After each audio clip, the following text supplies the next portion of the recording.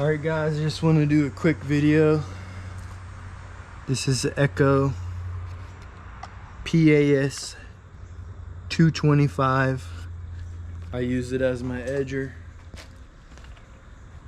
Brand new edger blade. I got a video how to install the edger blade too, if you guys want to watch that.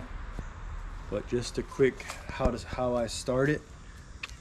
Give it a couple pumpies, maybe 4 or 5. Flip the choke up, put the switch to on. Choke, I hold the trigger. It pops over.